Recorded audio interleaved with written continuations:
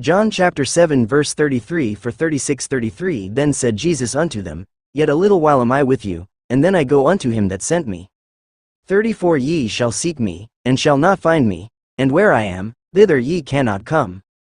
35 Then said the Jews among themselves, Whither will he go, that we shall not find him?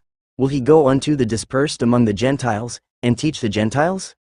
36 What manner of saying is this that he said, Ye shall seek me, and shall not find me, and where I am, thither ye cannot come? The question of faith and explore whether this is really your last chance to connect with something greater. God is always watching and waiting for each individual, setting an emotional and contemplative tone for our journey together.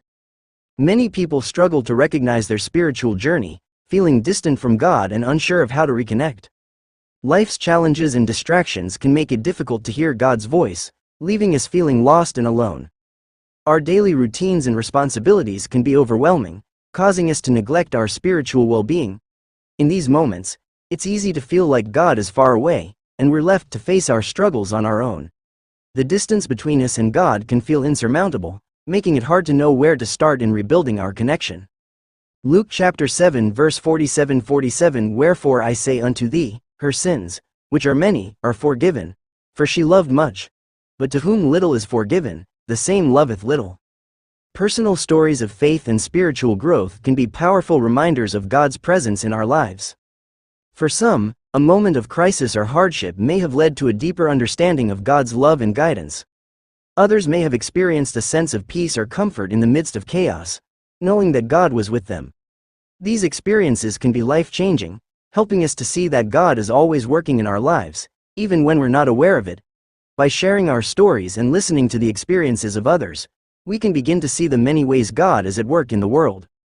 Mark 13:6 For 10:6 For many shall come in my name, saying, I am Christ, and shall deceive many. 7 And when ye shall hear of wars and rumors of wars, be ye not troubled. For such things must needs be, but the end shall not be yet. 8 For nation shall rise against nation, and kingdom against kingdom, and there shall be earthquakes in divers places, and there shall be famines and troubles. These are the beginnings of sorrows.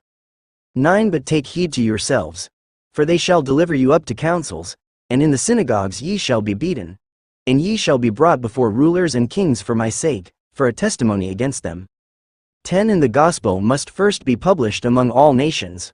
In these moments of connection, we're reminded that God is always waiting for us, ready to guide and support us on our journey. His presence can be felt in the stillness of prayer, the beauty of nature, or the kindness of a stranger. Whenever we open our hearts and minds to God's love, we invite Him to work in our lives, bringing peace, joy, and purpose. The more we share our stories and encouragements, the more we inspire each other to stay connected with God. This collective sense of community and faith can be a powerful reminder that we're not alone in our spiritual journey. Mark 10:6 For 12:6 But from the beginning of the creation God made them male and female. 7 For this cause shall a man leave his father and mother, and cleave to his wife. 8 And they twain shall be one flesh. So then they are no more twain, but one flesh. 9 What therefore God hath joined together, let not man put asunder.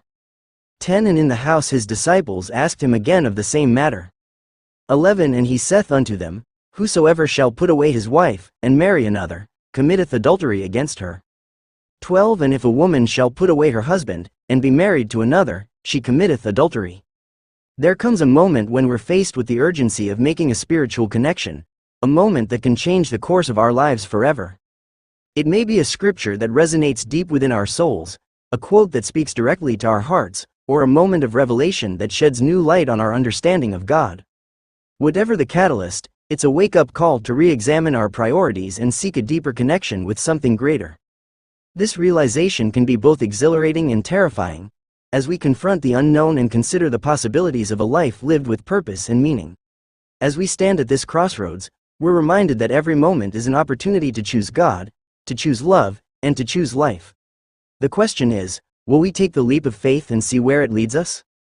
Matthew chapter 12 verse 5 For 8:5 Or have ye not read in the law, how that on the Sabbath days the priests in the temple profane the Sabbath, and are blameless?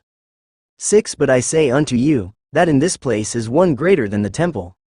7 But if ye had known what this meaneth, I will have mercy, and not sacrifice, ye would not have condemned the guiltless. 8 For the Son of Man is Lord even of the Sabbath day.